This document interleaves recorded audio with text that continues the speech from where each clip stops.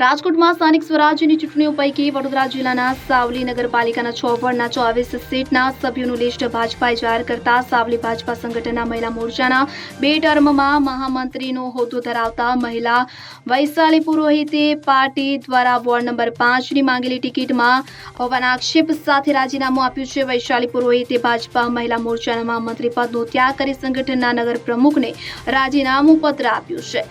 તેઓ દ્વારા ભાજપ પાર્ટી દ્વારા વોર્ડ નંબર 5ની માંગેલી ટિકિટમાં અન્યાય થયાના આક્ષેપો ઠાલવી રાજીનામું આપ્યું તો વર્ષોથી ભાજપા પાર્ટીમાં ગ્રાઉન્ડ લેવલે કામગીરી કર્યા છતાં તેમની અવગણના થઈ હોવાનું જણાવી તેઓ રડી પડ્યા હતા। ઓમ નમઃ શિવાય। મારું નામ છે વૈશાલી પુરોહિત છે। હું સાવલી નગરમાં 135 વિધાનસભામાં હું રહું છું અને મારો વોર્ડમાં હું મહિલા મોરચા મહામંત્રી છું અહીંની।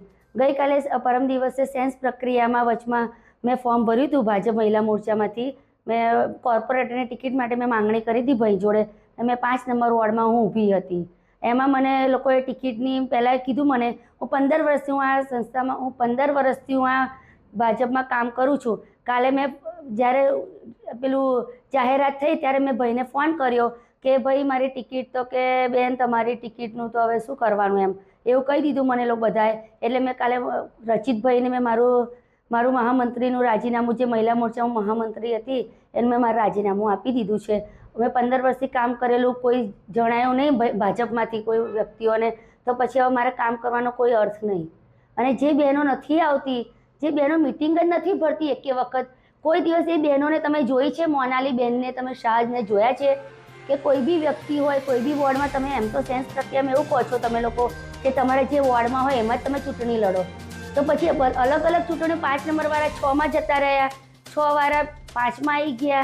અને બીજું કે કઈ બહેનો તમારી અત્યાર સુધી 5 નંબરવાળી નગરપાલિકાની બહેનો કેટલી બહેનો તમારા ભાજપમાં આવે છે, મિટિંગો ભરે છે કે પછી બહેનોને પછી શું કરવા ઉમેદવારી આપો છો? ભાઈઓ જ પછી લડે છે એમની જગ્યાએ એમના હસબન્ડો લડે છે તો પછી ભાઈઓને શું કરવા બહેનોને શું કરવા ટિકિટ આપો છો? જે અમારા જેવાને જેને અન્યાય થયો છે એનો કોઈ અર્થ નહીં। 15 વર્ષ મેં મારા પાણીમાં કાઢી લીધા, કોઈ અર્થ છે કોઈને? બીજું તો હું શું કહી મેં મારા મહામંત્રીમાંથી રાજીનામું આપી દીધું છે મેં। બસ મારે બીજું વધારે નહીં કહેવું। હવે ભાઈને બી કહું કે હું બસ તમારે બી રામ રામ છે તમને બી હવે તમારે હવે ભાજપમાં મારે કામ કરવું નથી। બસ મારું ઘર સંસાર જોઈ મારા હસબન્ડ બી બોલતા હતા મને કહેતા 15 વર્ષ સુધી તું દોડતી હતી, પ્રમુખ કહેતા હતા કે આવી જાઓ વૈશાલીબેન મિટિંગ ભરવા તો તું રાત દાડો ખાધા પીધા વગર ત્યાં દોડીશું આટલું તો તમે મારું શું જોયું ભાઈ? કશું જોયું નહીં તમે? મારી મહેનત કોઈ જોઈ નહીં તમને?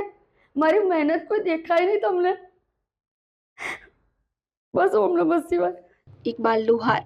હવે જુઓ દેશ દુનિયાની તમામ ખબરો તમારી આંગળીના ટેરવે।